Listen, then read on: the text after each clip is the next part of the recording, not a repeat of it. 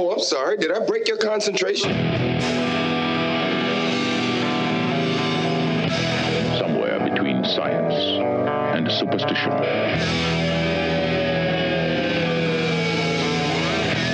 We have such sights to show you.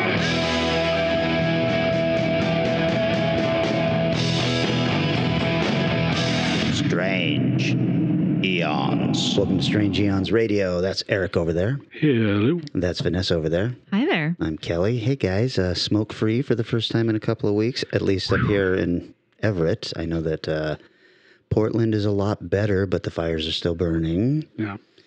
So that's nice. And I will just come out and say this. This has been kind of a boozy weekend for me. Sure. I drank a lot on Friday, and then Saturday I was like, maybe just a little today. But that started at about 11, and then 11:30 last night. I was like, I should stop. Oh, no. So I haven't had anything to drink today. Yeah. But I probably shouldn't be driving right now. Oh, my God. Residuals. Including Need this some podcast. water? Should we restart the program after you've had some liquid to sober up with? Some water? What, to wash my hands with? What are you? It's an equilibrium inside. Balances you out. Fill some towards the other. A couple of episodes ago, Vanessa, you had brought up the film Mulan, the new Disney film, and how they had released it on the Disney Plus platform, but charged another $30 on top of your rental fee of the month. Mm-hmm. And we were wondering, what's going to go on with that? Well, numbers are coming in, and by all accounts, a resounding success. Are you serious? Oh, my God. App signups for the Disney Plus app on that weekend were up 68%. Wow. What? And downloads were up 193% on Disney Plus. Never discount sorry to any major Disney fans out there, but working at Suncoast for 16 years, I started to call them the Disney dorks. They would come in and on a Tuesday, which was release day at that time, and go, "What you got from Disney this week?" And buy anything that they didn't already have. I just assumed it was like bored children and parents doing anything they could to appease Well, I'm sure them. that helped. I'm sure that didn't. Yeah. But I didn't even think about people who are just fans of literally any Disney content that comes out. Oh, yeah. One of Dina's favorite cousin, one of the guy I really like is one of those kind of guys. And he's great. But man, he loves his Disney. Oh, man. I mean, my mom's the same way. Like, we could afford to see one movie every year, and it was always whatever Disney put out that year. So she would take all four of us, stick us in the station wagon, literally, drive us down, and we would see the Disney film. I will tell you, Nightmare Before Christmas was one of my favorite films of all time because I was like, what is this? It's like, it's black and white at times, it's gothic, it's weird, it's twisted, and it's Disney. I got to see this movie. Your mom must have been happy that year. She's like, what the hell did I take these kids to? I think my brother was even happier. It wasn't like Little Mermaid or something he had to sit through. Well, so you can bet that the other studios are paying attention to all of this, especially with, they're calling it a very lackluster weekend for Tenet when it opened. Yeah. But I don't know how they're actually doing the numbers, since here in Washington, we don't even have open theaters. We have one theater that's open in Lacey. Oh, okay. Yeah. So, it's tough to say. I think it had something like a $30 million opening weekend. Wow. I do know that, like, in Europe, they've had it open because a friend of mine from England texted me and was like, I just went and saw Tenet. Yeah. So I don't know, like, if it's just all the other places, or, I mean, there are some places in the U.S., though, that are open. Yeah. Yeah, there's some. Plus, there's some other countries the rest of the world has. But that was going to be my point, was they're saying it's a lackluster weekend, but I guess you have to put that opening weekend number against the amount of theaters that actually could even show it. Yeah, you'd think that, but that would require a little effort by whoever decided to say, how do I show that theater is dying and it doesn't matter anymore? Oh, here you go. Look how poorly this great film did. Well, so Mulan did that well. Now, the word is that Warner Brothers is trying to figure out if maybe Wonder Woman 84 gets released online. Oh, snap.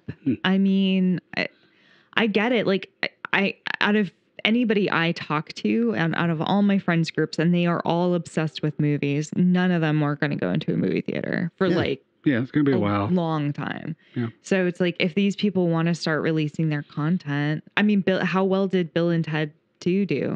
Or 3? Really, really well. Yeah. Very well. And imagine if it had a theater run, how the numbers would have been in comparison. I mean, like, this is a whole new world that we're looking at here. A whole new world. I said that twice now. That's right. Yeah. And it's your Disney. It's the indoctrination has taken hold. It's strong.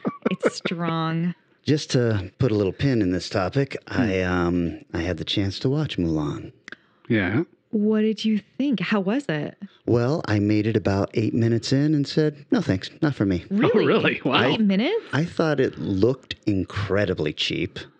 I thought the acting was so-so, and I was like, whoa, this does not look like a film that, if it were in the theaters, that I would have been impressed with. Oh, my God. Wow. So... that sucks. The one thing a Disney film should never be. Yeah. Whoa, geez. Yeah, I was stunned. And I never got into, enough of the story to even get to maybe where some cool special effects would have happened or something like that. But I know they took out the dragon, right? The Eddie Murphy character from the cartoon is no longer. So I was like, well, I don't know what I'm supposed to be blown away by. I guess maybe the battle scenes when they show up or something. But I checked out very, very early. Wow. Yeah, the no thing kidding. that was turning me off a little bit about the movie was people were saying that instead of her just having a amazing skill at like swordsmanship, swordery, that it was like there was a magic element, which I was kind of bummed about, because I was like, way to have this like incredible female like protagonist who's this badass warrior, but no, it's magic. Like, so I need to see it. I shouldn't judge it yet, but that idea just kind of made me a little sad. Yeah. It's one of the animated ones that just kind of missed me too. And there's a period where I didn't see like 3 or 4 of them, and this was one of them. But the animated film's actually not bad. Good. Yeah, it's pretty good. I know a actually lot like of it. people who love it.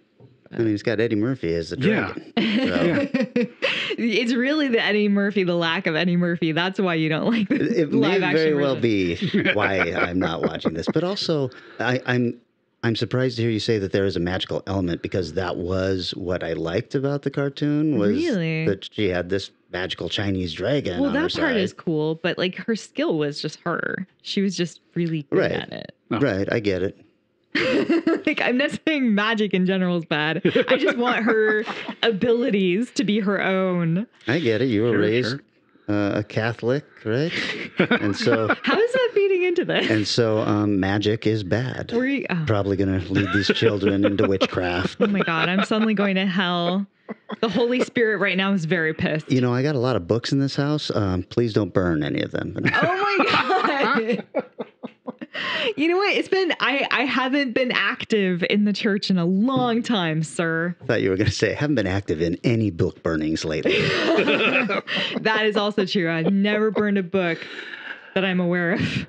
Tell us what you've been watching then. I actually last night I caught up on The Boys. Yes. Nice. Yeah, So- yeah, me too. Yeah, it was funny because like I was 2 weeks behind, and a friend of mine was like, "Yeah, like it got really bad," and I was like, "Oh, okay, I'm bummed." And then watched it. I was like, "I don't know what part is bad. This is great. Everything about this is great." Yeah, say what? It got intense. It got intense Yeah. as hell. But I think that I'm really interested to see what they do with Stormfront, because she's such a controversial character. She's a great example. She's so well written. I mean, and to alter the character to a woman, I don't give a shit, because Stormfront was a guy in the comics. That's what I heard, but I don't know if I had read far. I mean, I felt like I read 40 issues of that comic from the beginning to about 40 issues. I don't remember Stormfront. I don't either. Oh, okay. But I read that they switched, so it didn't bother me. But she's such a great representation of kind of what's going on, where here's my front persona. Here's what I'm showing on Instagram. Here's me constantly videotaping myself, lying to you, filling your world with bullshit. Yeah. While behind the scenes, she's an abhorrent person. Yes. It's just awful. It's like, so again, another really well-written character for a show that's full of well-written characters. I mean, I haven't read the comics at all, but I keep waiting for her and Homelander to become like supervillains. You know, which they kind of are, but like I think officially. that's kind of the point of the show is that they are supervillains, every one of them. Yeah, they're just presented to you as being heroes. In reality, they may do a heroic thing now and again, but they don't really give a shit whether they do it right or not. Yeah. It's like consequences. Who cares? That show, man, it sticks to you. It just, some of the imagery is so, tough. It's shockingly relevant for a show that had to have been shot and written well before all of the stuff in the world is going on right now. It's so weird. I'm like, wait, did you guys throw some spaghetti at the wall like 2 weeks ago? Like, 'cause this is feeling very on the nose right now. Right. Yes. Oh, right. So I found a film. If we ever do a so bad it's good movie, I think I'm going to highlight for that. Have anybody here seen Spookies? Yes. What a spectacularly awful film. That is a shit show. Yeah. And there's it was one of those blind pickups at probably Crypticon from Vinegar Syndrome where the guy goes, whoever, I forgot the guy's name, but the guy who runs that table knows his shit. Yeah. He's like, I'm like, anyone you might want to suggest or something? Because I know what I'm getting if it's Vinegar Syndrome. I know it's not going to be high caliber. It's going to be a certain kind of movie. He's like, oh, this is the one, man. You got to get Spookies. Okay, sure. And so it's got like a 90-minute documentary about the changing of the director and all this crazy shit that happened in the making of it going, yeah, we may have to do a so bad it's good thing again soon because this is spectacular crap. The amazing thing about Vinegar Syndrome is you said, you're not getting a high quality movie, but it's almost like they don't know that. The effort they put into packaging, I mean, they got gorgeous covers and everything, and then the film has been brought back to, how good it looked when it was originally released. And then there's also a gigantic documentary attached and behind the scenes stuff. It's they think they're doing Gone with the Wind every Oh, yeah, it's great. I love the effort. And it looks fantastic. It does look like it must have just, oh, wow, you got the original film print? You must have, because it looks perfect. I wouldn't say it looks fantastic, because excuse me, a little big breakfast there. If you guys are hearing a little gurgling, that's just my stomach. No, my sink makes noises. It talks to me every once in a while. Oh my God. Is it because the ocean is pushing it back in? Because that's what used to happen in Seattle. It is not because of that, but I'm just going to say that from now on. Yeah, the tide is coming in. Just let them know. Oh my God. Well, I also watched a rather controversial film this weekend called Cuties on Netflix. Oh, okay, yeah. This is a whole lot of people. I haven't watched it, but I've seen a whole lot of people who also haven't watched it. It's telling everybody it's the world's worst thing to ever be created. Right. This is all the pedophiles are going to be thrilled that this movie is on Netflix.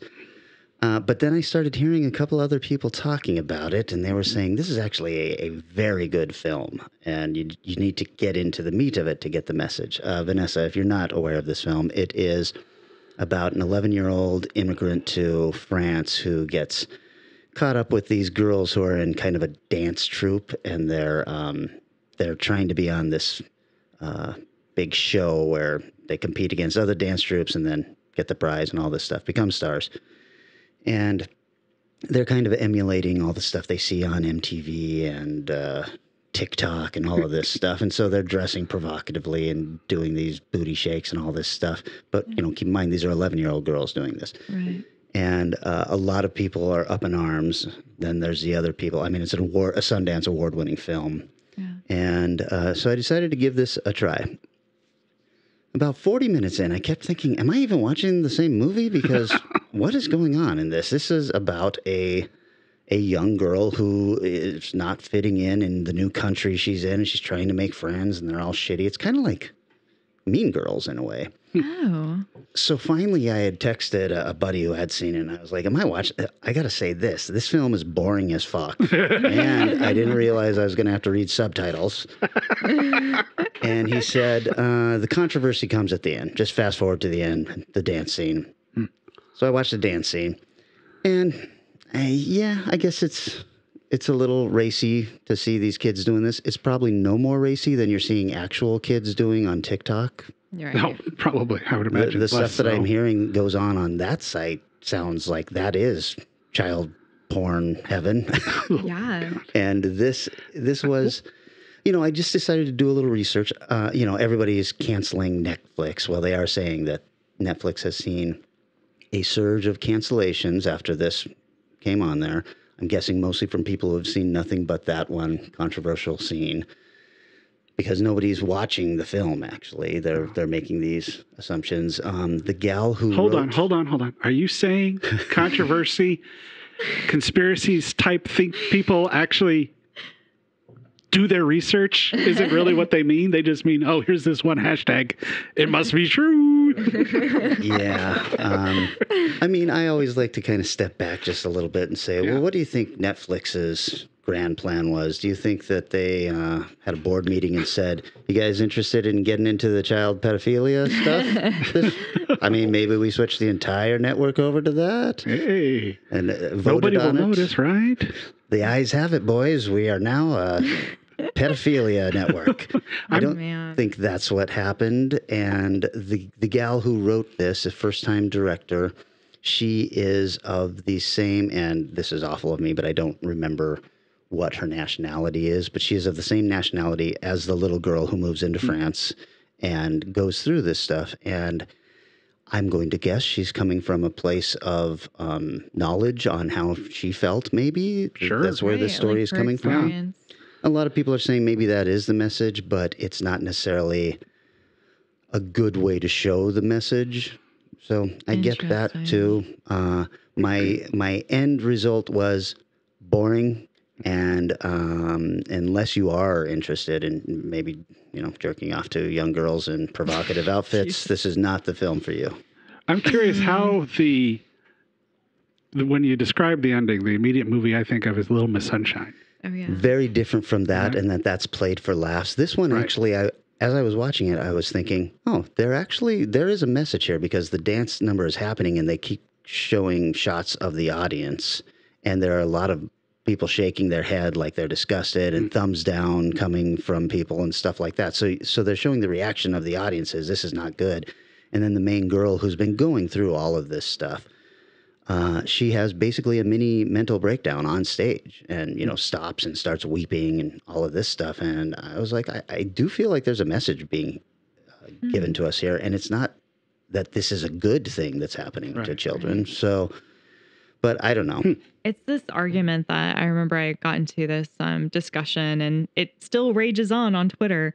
I was writing for a video game where the main character was this sort of, at least on paper, a misogynistic, like backwards thinking asshole, very like kind of Han Solo type figure. And the idea was that through the game, he learns to change and become a better person through his interactions, and kind of gets this self-discovery, and it helps him improve who he is. And I remember getting in these raging arguments with like our artist, the initial artist we had, and other people too, about just showing it as being misogynistic. And it's like, well, how do you show that something isn't right and that you're on the wrong path without showing it at all? Like there's this weird kind of lens that a lot of people have where just portraying that thing is inappropriate. And sometimes that's true, but there's a very definite place that comes from, and that's what the religion we were talking about a little while ago. Right. Where if you thought of doing the sin, you've already done it. Oh, right. So gotcha. Knock yourself out.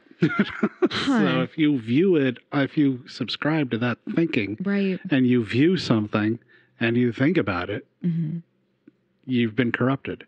It's just so lame, because you're just opening yourself up wide open to be like naive and to be susceptible to that kind of thinking, because you've never challenged it in your life and you've never seen the consequences.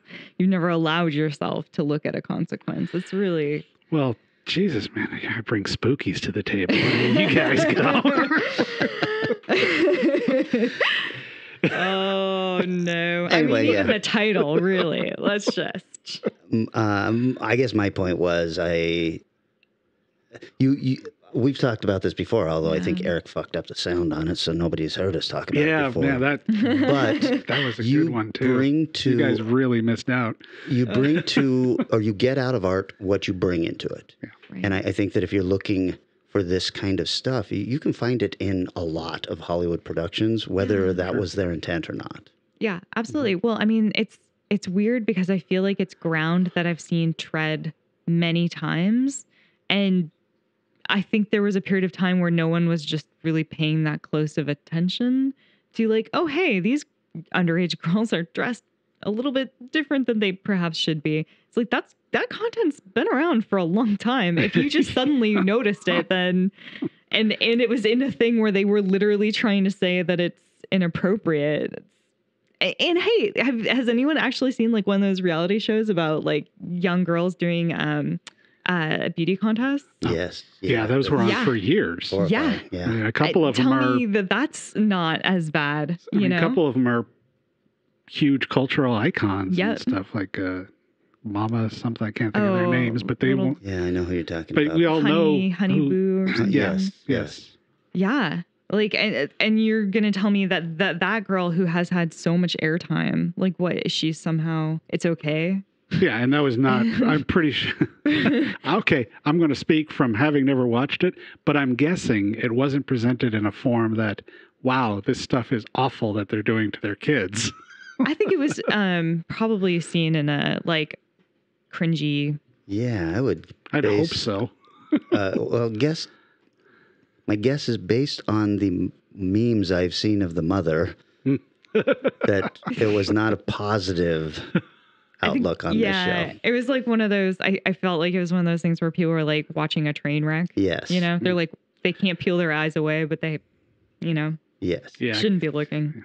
I'll pass. Thanks. No. Yeah. Same. That and the, that one that was on for a little while with the crazy lady who was screaming at her dance team or something like that. Like she was just yelling and screaming was her main thing, but apparently she was very successful at teaching little kids to dance really well. So scared them. Everybody was okay with it. I mean, exactly. Like, and that's the reality. If like you really don't like it, then shut down the young kid beauty pageants. Today on a very special Strange Eon Radio. I just hate it. I just hate the hypocrisy. It's like it's so easy to sit on your couch and be like, "Oh, this movie sucks and the world sucks and you guys should feel bad," instead of being like, "Hey, I'm gonna get a petition going to try to maybe put an age limit on beauty contests or get rid of them." I don't know. Like what? Like how? No. Okay. You do you. Yeah. All right. What else? I was trying to recount like what I've been seeing, and I will say have you guys ever played a game called Dead by Daylight? No. I don't think so. I've just been dumping like hours and hours into this game. Is it new? It's been around for a while. But it's like a online multiplayer game where you can jump in as one of 4 survivors, or you can be a killer. And the killers range from being like these kind of generic different archetypes that they've created for the game to things like Pyramid Head from Silent Hill and Ghostface from Scream. So they've got properties, or the Demogorgon. So they've got property killers and they've got these kind of other killers. And so you're trying to survive and escape, or you're trying to murder 4 people. So it's like a little mini horror film in like a But it's an online game? It is. So are you playing against other people? Mm-hmm. Then with other people. Yeah. Then why are you trying to murder only 4 people? Oh, because there's only 4 per match. Oh, so it crafts these matches. I see. Okay. So it's sort of like a expanded version of Mortal Kombat or something where you've got a finite area and finite group of people to deal with. Yes, absolutely. Okay. And it's got kind of like almost like an obstacle course. You have like a space, and it's like a mental hospital or a cornfield or whatever. Yeah. And you're trying to open these gates. Not a sandbox movie or sandbox game, but exactly. It's kind of it's got some space to maneuver around in and to try and hide, and there's all kinds. you can break the like killer's totems, and that like destroys one of their many powers if you can find it.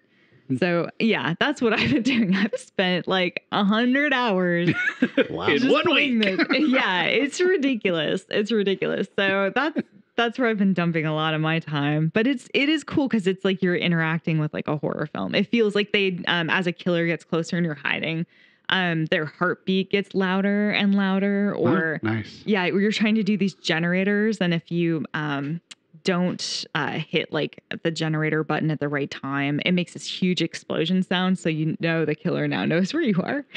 It's stuff like that. So this is a MMORPG. Sure, I don't need probably, I don't know. Probably. To Google. Huh? I think it is Massive Online. online role-playing game. Yeah, thank you. Yeah. I don't know if there's much role playing in it, but yeah. I can't wait to never play this game. It's so good. Whatever. You guys just keep doing the cool thing that we're meant to be doing by watching content instead of just playing stuff. No, we can talk about whatever we're doing. Yeah, no shit. Well, Books, comic books. Yeah. I also have started watching The Americans, and that's been very good. Oh, that is good. Yeah. Well, okay, then I'll just go here with real heavy again. I watched The Return of the Fly, the Vincent Price sequel to The Fly. Very nice. I've never seen either of the original Fly. The Fly is quite good. Mm-hmm. It's pretty dark and surprisingly in color. Whoa. This is the original. Oh, Because both the sequels are black and white. yeah. But this is a Scream Factory set that I got. That's the original 3 plus the 2 80s Fly movies. Oh, nice. And holy shit, the both that I've watched so far look amazing. The black and white and the Return is just gorgeous. The Return's a little more fun. It's much more of a B. I've never seen Return of the Fly. It's fun. The guy in the original, I think I don't remember what the relationship is, but comes back and starts to do his experiment again. So it's a more elaborate version. The storyline's more B-grade schlocky horror. Yeah. With ridiculous villains. Vincent Price is in it a lot more. He's really not in the first one very much. Right. But I mean, as far as quality of film, the original is definitely a better movie, but The Return of the Fly might be a little more fun to watch. Is it the same outfit, the same costume for the Fly? I mean, does he accidentally become one arm and one head? Yep. That's awfully coincidental. So good. It's a little more elaborate. The effects are a little, I don't want to say better, but they seem like they put a lot of effort into trying to make them look good. But yeah, it's basically the same sort of thing. It looks like they used the same lab. Oh, okay. And the capsules are all exactly the same, except now instead of looking on the screen this way, left and right, they sit on the screen back to front. But so I don't know, but I'm looking forward to seeing the rest now. I think there's a third in the original, and then I've actually never seen the follow-up to Cronenberg's, which not very good. That's our Yeah, I think I bought like a box set and watched it. But of course, it's also Scream Factory, so it's loaded with shit too. So It's maybe it is okay. It's just shockingly disappointing because you've got Daphne Zuniga and Eric Stoltz as your leading actors in a horror film, and then you don't have the kind of film you would expect the two of their quality to be in. And the Cronenberg one is so good, that it's a rough follow up, and it's back in the the 80s and stuff when they hadn't figured out you can work hard and make a really good sequel. You don't have to just pump out a crap sequel. Yeah. Well, guys, should we take a little break and then we're coming back with short films this one? Yeah. Okay. We'll be right back.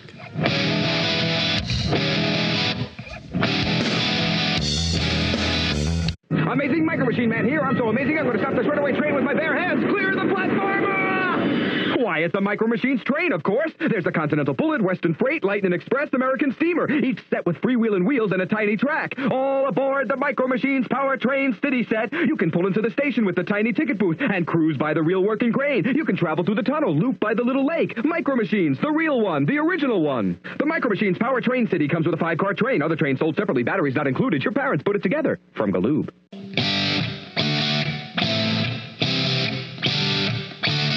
We are back. Eric, This Yes. was your genre pick. Yeah. So you get to go first. Oh, this one killed me, man. This was so difficult to choose. This was your choice. I looked through the 4 years of Myth that I did, and then 8 or 9 years of Crypticon shorts and stuff. So this is by no means a best of that I've even shown in those. It's just ones that stood out that I think have something singular about them that's really interesting and fun to watch. Now, are these people, are the listeners going to be able to watch these? Yes. Okay. There's 3 or 4 I couldn't pick because they're not available. Okay. I'm going to mention those at the end. And hopefully all of you can get together and make these filmmakers release those 3. But anyways, the first one, I'm going to start at the one that was one of the more confusing screenings I've ever had. It's a short film from 2000 and something, because I didn't write that down. 2000 and probably 10 or 12, somewhere around in there. Oh, Dr. Glamour. You know I can't punch without my battle music. No, I can't thrust without my battle music. When I got my tunes, whoa, I'm a doozy. But you know I ain't much without my battle music.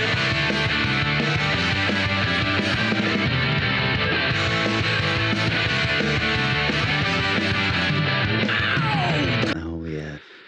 I'm not going to bother. I'm probably not going to bother with trailers for this one because I don't know. Here's 3-second snippets. You should give them a little bit of the music. The music, though, yeah, there's got to be something here. And Kelly and I saw this at the Lovecraft Festival, and it was a massive hit. Yeah. It was huge audience reaction, yelling, cheering, applause. I got to show this at MIFF, which was a short run festival I ran called Maelstrom International Fantastic Film Festival. And it's perfect. It's kind of sci-fi. It's Lovecrafty. It's got everything. It's quirky. Wow. Crickets, man. Yeah. The screening it was like, not the audience for this one. It's weird. Let's be blunt. Before I go on, it's directed by Andrew W. Jones, who also did the very good Frank Danculo Paranormal Drug Dealer. Frank Danculio. Yeah. Danculio, thank you. And Revenge Academy. Also wrote it. Stars Chris Shields. 12 episodes of The 100. So he's been doing a lot of work. John Charles Meyer, who's almost over 100 credits, and producer of a recent film I've been seeing a lot of word out, Dave Made a Maze. Oh, that's good. Yeah, he was one of the producers on that. Okay. That's the singer guy. Okay. Wow. Okay. Yeah, that's a cool movie. And Priscilla McEver. That's pretty much the whole cast. I mean, there's a bunch of people in there, including an H.P. Lovecraft old school regular for the film festival. Oh shit! I just blanked on his name. I don't know who it is. Down in L.A., filmmaker. He made the King in Yellow. Aaron. Yes, Aaron Vanek. Aaron Vanek. Let's see. So I'll be short in describing these because they're shorts. This is a From Dusk Till Dawn kind of thing where it starts off on one thing and then becomes something entirely different. It starts off with fairly weird, because this is early times where people were doing an entire short in front of a green screen. Yeah. So it kind of works and it kind of doesn't. So it's not HD because it was early enough that it's not really HD level stuff. So the effects are interesting, but they're often kind of cool. Especially when they go into the big borscht. You just have to watch the short, man. This is an Amazon Prime. So, oh man. Yeah. So, it starts off with these two people falling in love, the two best students at Miskatonic University falling in love, and they do something wrong, and she gets pulled into an alternate universe, and the guy goes on a quest to find her and calls forth, I'm assuming he's actually Dr. Glamour, and it becomes a musical. Oh, wait.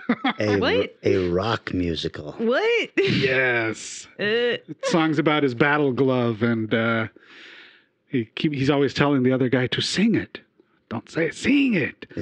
And he's an okay singer. The lead guy, Dr. Glamour's a pretty fun singer. The other actor's got a kind of an interesting voice, but it works.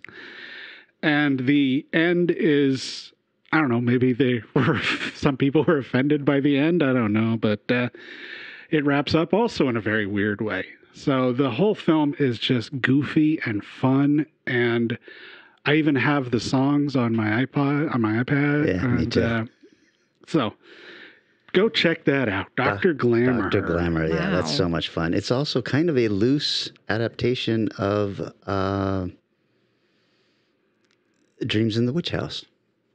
I can see that. Yeah, that's true. That's cool. Except you get to see the other side. Exactly. At the big Porsche. Okay, now this one is one of the scariest shorts I think I've shown in most of my festivals.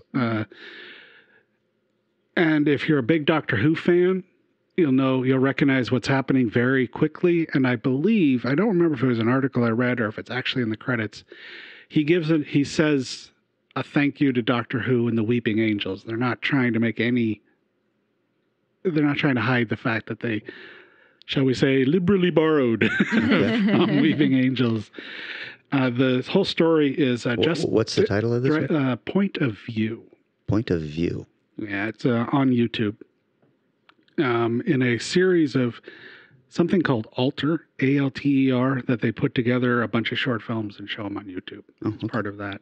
So if you can't find Point of View, look for Alter Point of View, because Point of View is a fairly generic term. Directed by Justin Harding, who also directed the amazing short film called Cookie. Oh, yeah. And Making Monsters. So he's an excellent short filmmaker. Written by John Hill, not that one. Stars Peter Higgins, Jessica Hinsky, and Christy Kennedy. It's about 8 minutes long. It's got a good chunk of strange nudity, I'd say, because it all takes place in a morgue. Yeah. And if you've ever seen Doctor Who's Weeping Angels, you know what's going on.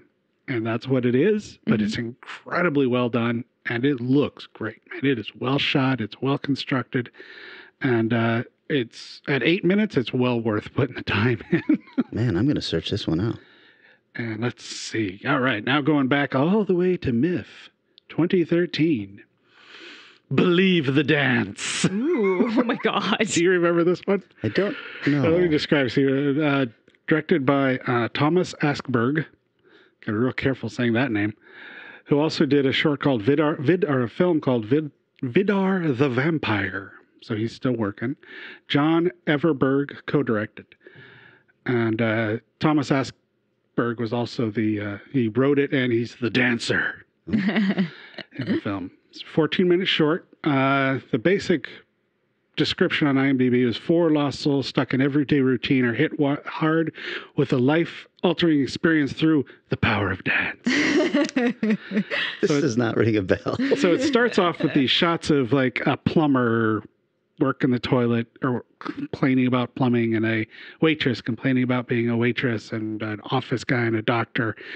And then this man appears out of nowhere with his big, deep voice. Like, I can't understand anything he's saying. Do you understand anything he's saying? So he alters his voice in a fun little comedic way. And you realize this is going to be goofy. And he asks them if they want to learn to dance. And they agree. And poof, suddenly they're in this huge, epic, looks like it was shot in Vancouver or Washington outdoor area, running around. And he starts attacking all of them. What? And throwing like Dragon Ball Z things at them, and What? the whole time doing strange little dances. And it's sort of like a ritual that leads them to the time when they can dance. And he starts, you need elements for the dance. And you need water. And they do a parody of the Flashdance thing, and more water. And they do dirty dancing. And it's just full of these strange little goofy things, and it is over the top weird and fun. The dancing is competent. It's not like you're going, wow, these are Broadway dancers. They're good dancers, but if they were really good, I think it would have been weird in the thing. So this is a 14-minute one on YouTube, Believe the Dance. And it's really strange and fun. And my last one. So as you can see, I'm presenting bizarre different things. Like Dr. Glamour is truly unique short film. Point of View is one of the scarier ones that I've shown to an audience, and the audience reaction was great. Man. Except for the people who were big Doctor Who fans who were like, he knows it, okay? And then Believe the Dance. Actually, that played really well at MIF. That one played really well because it's bizarre. And my final one was one of the early, at Crypticon I do a block called WTF. And it is not just like the most violent, the most strange, although I do put those in there. It's also just plain freaking weird and deeply original, strange stuff sometimes. And Michael, God, I hope I say your name right, dude. Michael Bartolomeo is one of my favorite WTF short filmmakers. I think this year we showed Washed, and I think that's either the third or fourth short film I've screened from him. And his stuff is truly, truly unique. And this one is called Solved, and you can find it on Vimeo. It's 8 minutes long. And what makes his films truly, truly unique is they're not shot on video per se. This particular short film is a story of a lonely young man. You see him going into a bar and he's trying to approach women and it all fails. And then sitting in the corner is some guy doing a Rubik's Cube. Really, really well. And for some reason, everybody's incredibly impressed with this. He's like the most popular guy in the bar. So now the guy decides he has to have gastro problems. He decides. Wow, that's an impressive one. It just keeps going.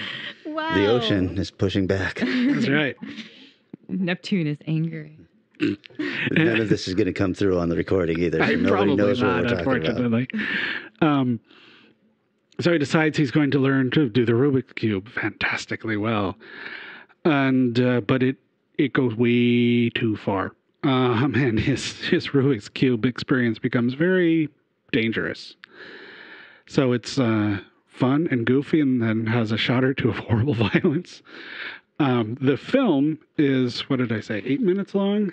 Yeah, 8 minutes long, is constructed of 11,000 still footage played back at 30 frames per second. Wow. Oh, interesting. So it is a truly unique looking film.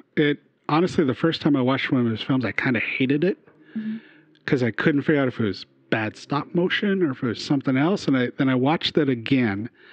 I watched it again and going, oh, holy shit, this is really good. He's telling a really strange, interesting story here in a truly unique way.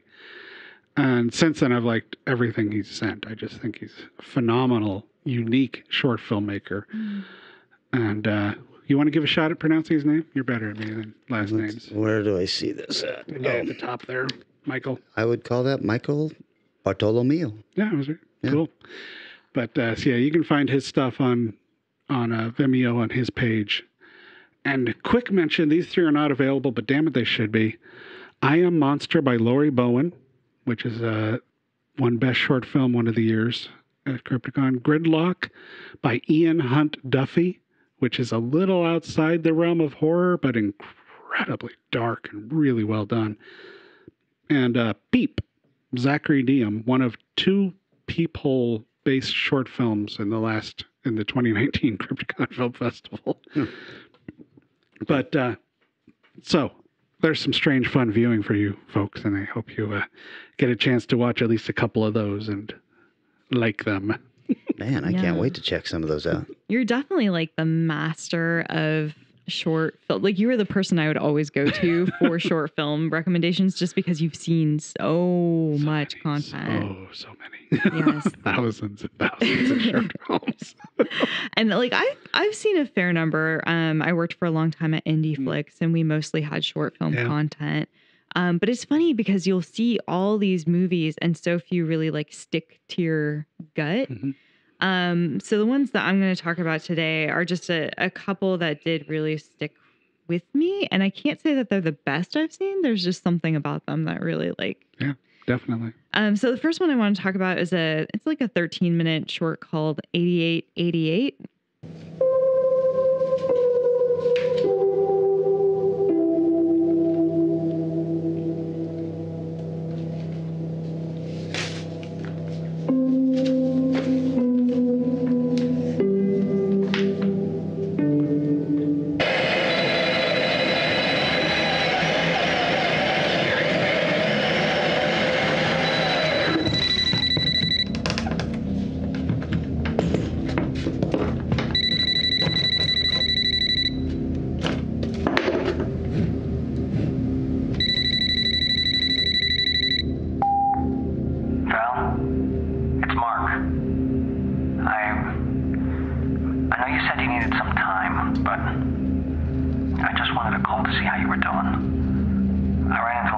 other day, and she said it's been a while since anyone's heard from you. I'm worried. We all are. So it's actually 88, colon 88. It's a short film where it's very low budget, it's basically all takes place in like one space, kind of a house with one actress. And you're following this person around as she like unpacks a bunch of like home,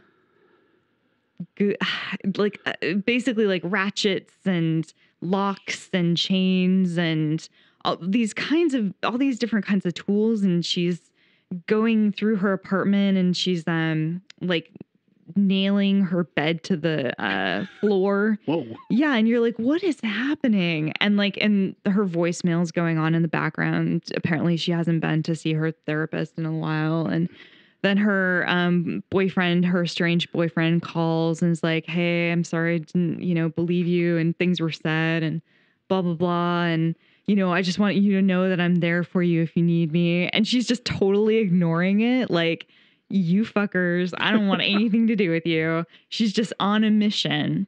And it's not until, she gets into bed, she kind of straps herself in.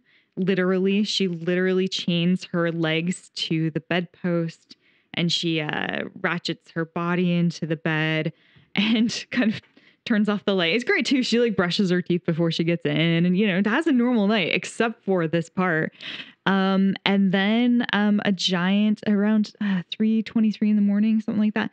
The lights start to flicker outside, and then there's a clock that goes through a bunch of numbers and stops at 8888, like the clock is broken because it's a digital clock. And a bright light comes through, and it's actually an alien movie. And she has been abducted over and over and over again. And so she has decided to fight back. And so she has like all these kind of contraptions and things set up to prevent herself from getting abducted. It's really good. It's super clever. I definitely recommend it. It's just a really fun watch, and I'll leave it up to you guys to watch and see whether or not she's successful. But when you say it's a fun watch, is it played for humor? No. Okay. No. I mean, it's like if anything, maybe a little bit of dark humor occasionally, but it's definitely more of a drama. It feels very she's on a mission. Right. Nice. Where can we watch that? YouTube. Oh, that sounds good. Yeah, so you can hit that up on YouTube. And the other thing I wanted to talk about was, so I have barely dipped a single toe into the world of creepypasta. I want to make that very clear before I start this series of shorts, actually. But years ago, I was trying to understand what Slender Man was. Okay, yeah. Yeah. I still am not 100% sure I get it. But a friend of mine was like, oh, let me show you something. This will help kind of give you an idea. And so in 2010, there was a series of videos that started. There's actually two different kind of major ones. The primary one that most people know is something called Marble Hornets, which follows this a bunch of tapes left behind by a student filmmaker who had abandoned his project and had gone a little crazy and left all these tapes with his friend, and his friend is going through the tapes and is posting each tape, and it gets weirder and weirder. This one is a little bit of a spin on that. It's happening around the same time, and it's called Every Man Hybrid. And they've got something like 84 episodes. Wow. There's a lot, and then there's an additional 6 hidden episodes. And what it is it starts off as this really badly filmed, 2010, which is pretty early YouTube-ish. I mean, it's not early, but it's early enough. Oh, yeah. Yeah, it's pretty close to when creepypasta started making a splash online. I mean, it's 4 years before the Slender Man stabbings happened. So it's these dude bros crappily filming themselves doing like exercise workout tips. And so you've got just the first 6. Like the first one's an introduction to who they are. The second one is about nighttime jogging. The third one is about eating. The next one's cardio and outdoor activities. 5th one is upper body and arms. 6th one is healthy eating. So you're following these guys who are like buffed out, and they're like, yeah, so like sometimes I really like to do some yoga, and they're doing some yoga, and their friend is like filming them badly. And you'll just occasionally see something a little weird, and each one gets a little weirder and a little weirder, and something becomes more and more present. So the first one, I don't even know if there's anything in it. The second one, nighttime jog, it's like you almost see something for like 3 frames in one of them. And then by the time you get to like the 6th one, healthy eating, you're just like, wait a minute. There's a dude back there. And as the videos go on, the characters get like almost like sicker and crankier. Like they've gone to this house to like do this series of videos together. And it just, the buildup across it works really well. Now, I haven't seen all 84 episodes. I've only seen maybe 10. But it was really effective on me, and it's bad. I mean, it's really bad. But because it's so bad, I think it's that much better because it feels very realistic. How long are the episodes? Oh, very short. So they're like 3 minutes and less. Oh, okay. Each one. Right. Yeah. Some are only like a minute long. Like some are like, oh, they accidentally started recording. And then, there's like bits of like almost like ends of tape that are stuck together. So it just depends which episode you're on, but they're very, very short. I'm curious, is it because I've seen some of the first one you mentioned, the Hornets one? Mm-hmm. Is that one set up like that where you go to the Hornets page and there's no comments allowed? There's no about, at least when I looked at it, there's just nothing in there to give any kind of a trace. It's kind of, I don't know if, I feel like it's not to the level of Marble Hornets, so it doesn't have quite the production value behind it. It's much more like at some point they do a video where they're like, hey guys, we just want to say that like, we're sorry for like scaring people. Like, and then they continue going and like build that video into the other videos, and then they're still being followed by these figures, and anyway. No, I don't know, it's more, I couldn't find like a proper page for them. I found like they have a wiki page and a Reddit thread and that kind of stuff, and on their YouTube channel it's just these like old ass videos that are, so in the comments I'm sure there's plenty of spoilers and stuff like that, but it's so old that it kind of prevents itself from having too many spoilers just by being around at a time when people weren't like massively bursting these things open. So yeah. Cool. Yeah. So very definitely cool. If you are curious about creepypasta, which by the way, creepypasta, I wanted to figure out what the hell that meant. It's an, apparently, let me know guys if I'm wrong. It's a knockoff of copy pasta when you copy and paste, but it's creepy content that you can easily copy and paste. And that's where it came from before. So you'd get these creepy stories or creepy lines or creepy pictures. Right. You'd easily copy and paste it and continue that kind of. I had no idea that's what that came from. We've had Mr. Creepypasta has been a guest at Crypticon for the last 2 years. Oh, okay. He's got he is, generally when you go to Crypticon, it skews pretty old. Like a lot of the people that come to it are in their 40s. His demographic is much, much different, much younger. Yes. I mean, it's interesting because I feel like every generation has their own format of horror. Mm-hmm. And yeah, the kids, man, fuck. It's like psychological warfare. Jesus. Like, and everyone's trying to convince them it's real. And, I get why those girls ended up stabbing that other girl because they were so like sucked into that world. Right. Yeah. Well, and what a wonderful twist of fate that his last name is Creepypasta, and he ended up working for Creepypasta. It's amazing. It's almost like he had no choice. Right. At that point. Huh. Well, before I get into mine, since we've been talking a little bit about it, we should mention that passes are on sale for the H.P. Lovecraft Film Festival now. And it is all online like everything is this year. It's going to be, I think, 5 days of films now because they don't have to worry about renting the theater and all that. But they've tied the theater, which is an integral part of the film festival, into their online thing. And so you are able to go and get the food or the the various concessions that you would get if you were normally there. They'll have that available for you to go and take out and stuff like that. They also use Hollywood Theater's streaming service. Oh, right. That's right. There as well. So you can, which is great. Yeah. I mean, Crypticon and the H.P. Lovecraft Film Festival are the two things that I know Eric and I just don't miss. And unfortunately, we've had to miss both this year. So Bone Bat's coming up too, which is fun. I know that you do Bone Bat too. Yeah. So, but anyhow, just wanted to throw that out there. Brian and Gwen have started the Kickstarter for this, and there's all sorts of goodies. And if you remotely like Kickstarter or anything like that, these guys run fantastic Kickstarters. Really, really well done. And, you know, one of the limitations of that old theater is that the tickets would sell out. There were only so many seats. And so the Kickstarter would launch, and then usually by the end of the 24 hours, they had reached their goal. And, you know, if you waited much longer than that, there was a chance you weren't getting a ticket. Well, this time anyone can attend, you know, so if you've been wondering what goes on there, it's just amazing films and a lot of fun. They're going to be doing panels and all of that stuff too. Yeah. So very cool. So I chose two films for this topic. The first is one of my very, very favorite short films from 1999, and it is called Me and the Big Guy.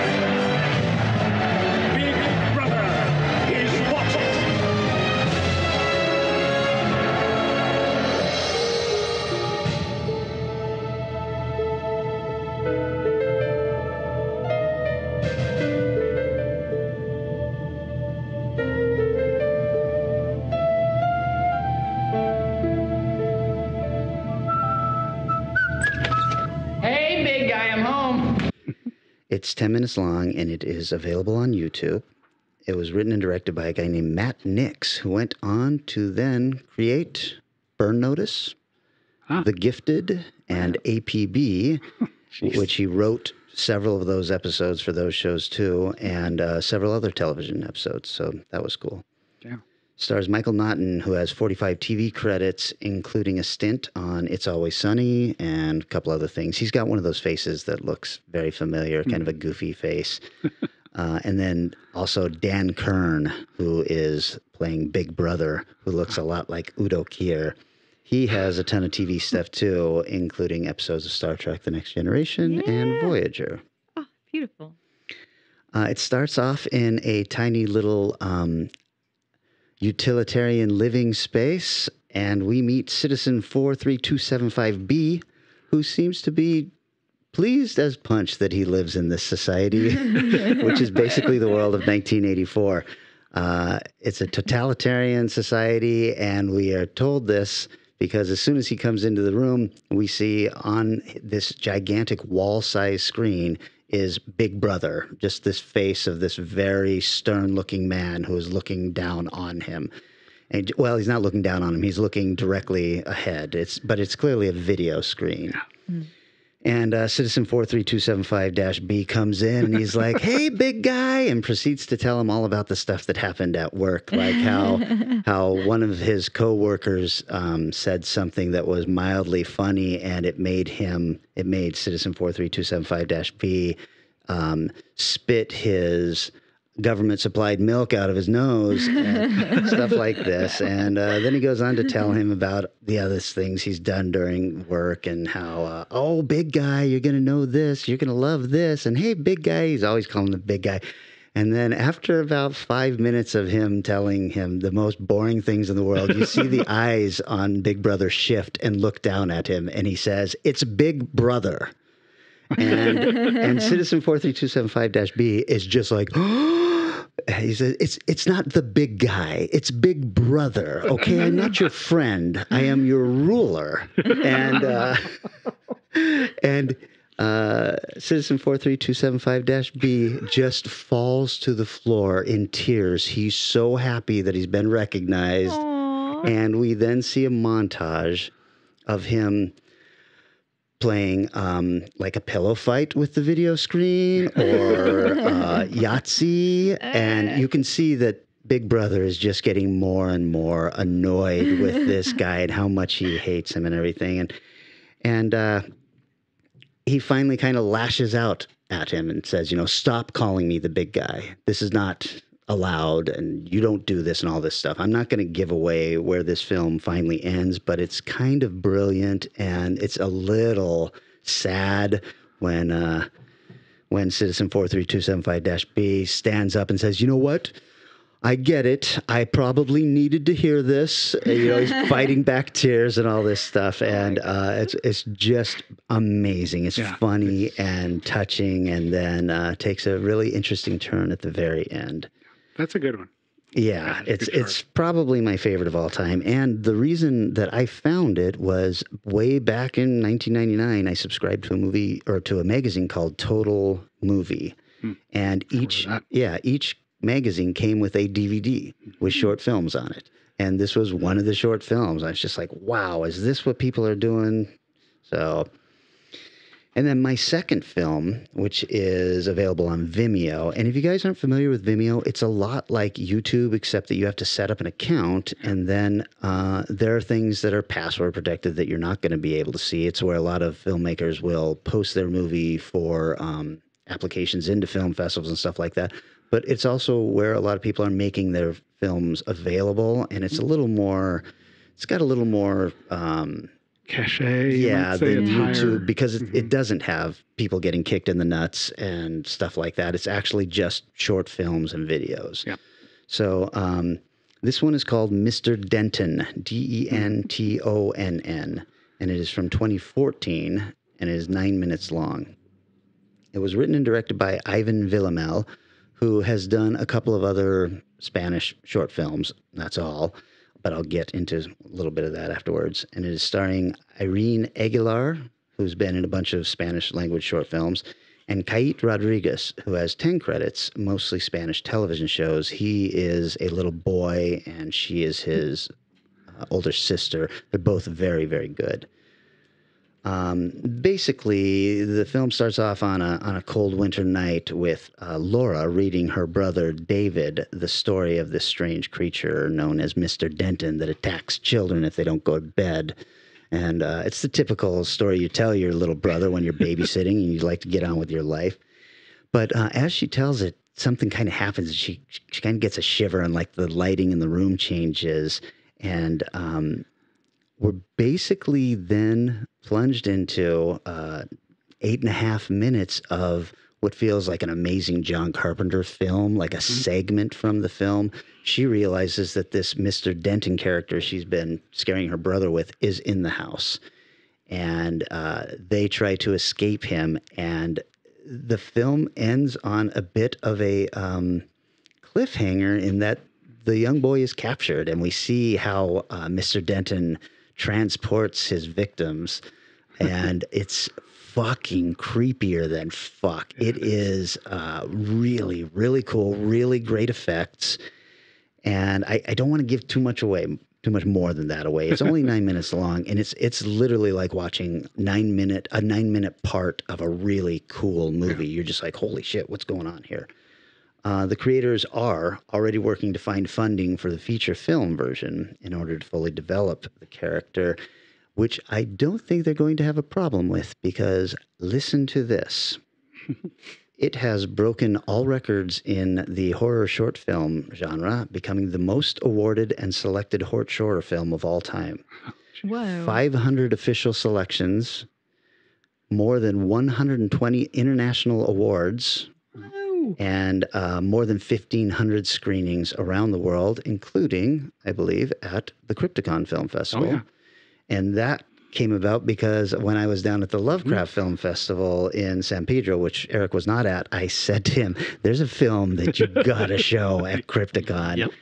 And it was just just one of these films that you're like, holy shit, these guys are operating on a pro level, and they basically figured out how much money they had to spend and made a 9-minute segment of a feature film that, fingers crossed, will be absolutely amazing. It is scarier than shit. The guys, side note on this, on general filmmakers, the guys running it, whoever, if it was the filmmakers or if they hired somebody to run their festival run, were some of the easiest professionals I've ever dealt with. Oh, wow. I reached out to them and said, hey, I'm interested in showing this, but the way the festival works, I don't directly invite people to screen usually. Mm-hmm. I'll invite them to submit.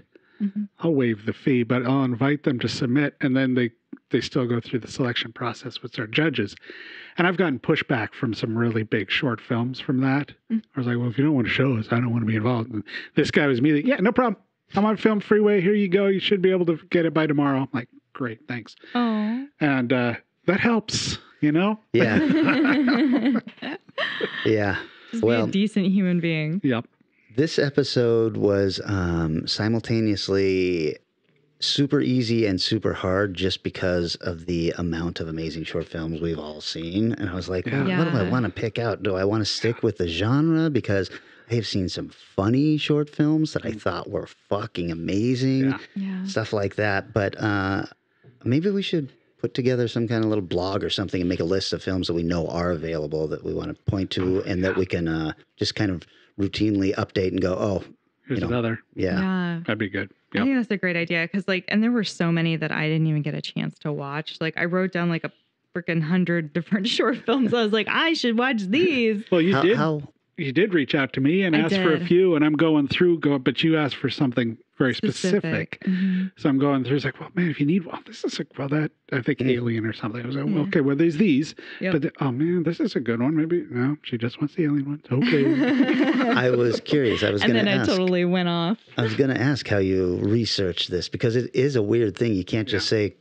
you can't type in great short films into Google and get a comprehensive list. Yeah, and the absolute worst thing was when I Googled great horror short films Alien, because Alien, the movie Alien, held a big, I want to say it was a competition where for their 40th anniversary had people submit content in that universe. So every result you get is part of the Alien universe. Yeah. I was watching these movies. I was like, maybe I'll just do this. I was like, I don't want to do this. They're all just ripoffs of scenes from different moments in Alien. I'm like, yeah, you did it well, but it's still very, So in the end, I just went through my own kind of memories. And one thing I actually forgot to mention with 8888 is that, unlike your guys' films or some of the ones you mentioned, they didn't end up going anywhere. They haven't managed to do anything else, even though I think this short is incredible. But the musician that they got is somebody I later met, Music and Vanity Set, Makeup and Vanity Set. And they do sort of a lot of really cool synth music and have done some other very great soundtracks. So if nothing else, check out the film just for the music. It's super, super good. Cool. Nice. Cool. Yeah.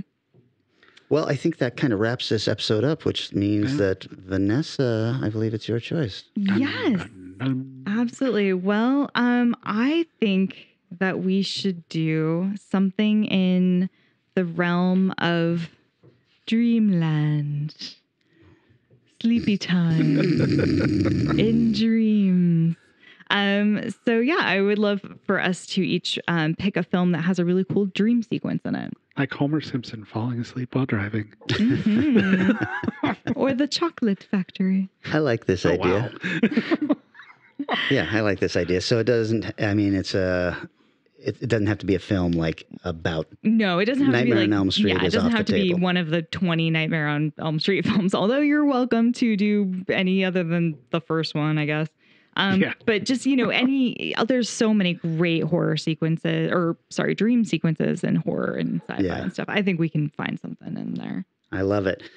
Before we take off, I want to Yeah. Shout out to Ben O'Connell, who is a listener, who sent a really nice message saying that he and his family watched Matinee after our glowing discussion of it, and that they loved it. And then he signed off by saying, I've listened to the show from the start, by the way. All three of you are great. What a nice thing to say. Thank you, Ben. Thank you. Yeah. Thanks for listening. Yeah, and thanks to everybody who drops a note every once in a while, or drops a review, or shares the The link? Anything about it. Yes, thank you. Who shares anything about it? God, I mentioned it was a boozy weekend, right? Reviews it, give that 5-star review, you know, the usual.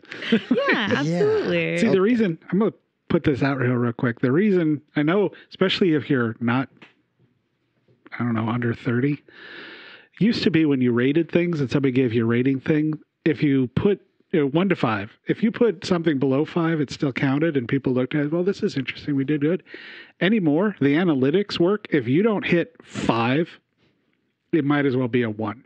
Yeah. So like, you know, if your Uber driver hits a 4, Uber says, screw you, you're a terrible driver. And that's just the way the analytics work. Oh. And so that's why we want the 5s, man. Oh, it helps us get more seen and more heard. I'm uncomfortable asking for 5-star reviews, but I will say this. If you honestly feel we deserve a 5-star review, please do that. Or if you honestly feel we get a 1-star review, I'm fine with that too. I'm a big believer in, if you're going to read your positive reviews, you got to believe your shitty reviews too. Yeah. I was just say, if you want to give us a 1, great, but please make a comment. Don't just leave 1 star. I want to read why you leave 1 star. I would be fascinated. Yeah, I know. Is it because of the gurgling sink? Because we get it. We get it. Or the constant seagulls. Understandable, you know? Not as constant. The seagulls haven't been around lately, but it's almost like the sink is making up for it. It is. It is. Somehow your fine location that we're recording at is just going to give us all kinds of fun background sounds. It's very good. I love it. Very good stuff. All right, guys, that's it. We will see you next week, and we are talking dream sequences. See ya. Our show is recorded somewhere high above Naval Station Everett at the nexus of all realities, and is engineered and produced by Eric Morgret. Our theme music is Strange Aeons Part 1 by the band Nightshade and is used with permission. Find Strange Aeons Radio on Facebook, Twitter, and Instagram, and wherever